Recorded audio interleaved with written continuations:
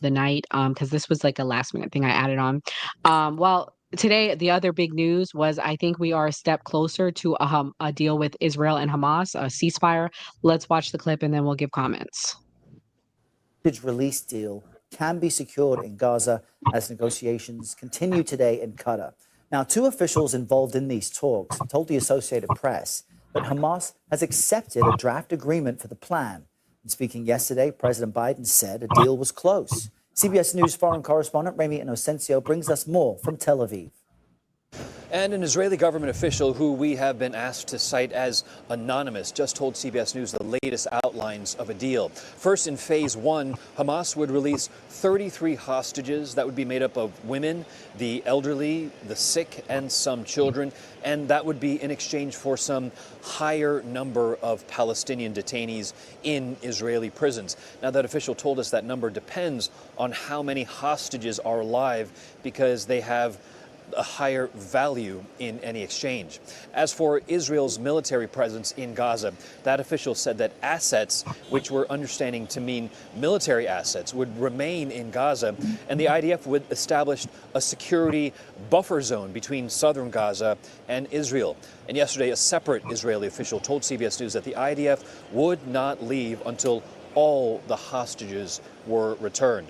As for the people of Gaza, humanitarian aid, which is so desperately needed right now at the height of winter, will also be surged. The latest number we're hearing right now is over 46,500 people who have been killed since October 7th, 2023. That only crossed the 46,000 mark just last week. Now, pushing ahead to a phase two, talks on that would start during phase one, and with the goal of releasing younger hostages and Israeli soldiers. That official also said they are working with both U.S. administrations. We're talking about the outgoing Biden White House and the incoming Trump White House. Jenna, are we going to see a deal before January 20th or the week of January 20th? I hope so. I mean, otherwise, Trump also has the hammer coming down if there is not a deal, if the hostages are not released. I think this is a great sign. I think this is wonderful.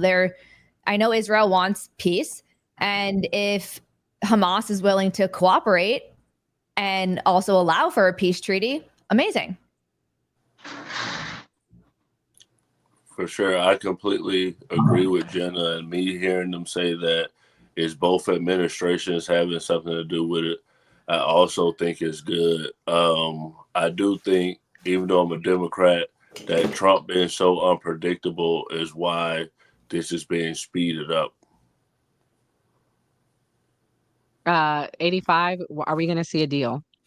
Oh man, I'm the same way. I really hope we do. Because Trump will bring the smoke. So I don't think they want the drama. I think they want to really close that deal really quickly. Hopefully before January 20th. Bulger, is Trump the reason why we're seeing a deal? I'm gonna go with 85 on that. They're probably scared of him, scared of Trump and because when he says something, he does it. So I can see that. I'm not too well versed on the conflict, but it seems like every so often we come to these treaties. So what is this, like permanent, or is this 6 months and then we're back at it again? That's the part that just confuses me. The person this affects the most personally on the cast is Jenna. She has family in Israel. Yeah. I mean, Israel has wanted peace for years. Palestine's one that always says no after peace treaties are made. So who knows? Hopefully this is the final one, but who knows? Yeah. Brian, what's your thoughts? I'm sure you have some sort of insider knowledge. You speak to political people all day long. Is this real or is this fake? I agree with what Jenna just said. If Israel decided to raise the white flag, it wouldn't exist. You are dealing with a lot of people that do not think Israel should exist at all. So it's very difficult to negotiate with people and want peace with a group of people that do not think Israel should even exist. That's number one. I'm not a big Benjamin Netanyahu fan.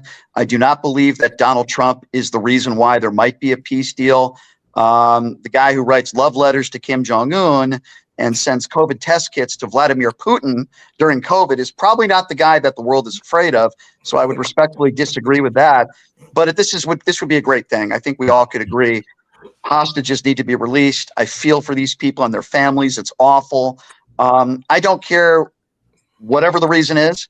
Let's just get them freed and get them back to their families. Hamas has infiltrated themselves amongst the innocent Palestinian people. Okay, Iran has funded Hamas. They are a terrorist group that's been around since the mid 80s. Okay, they need to be conquered.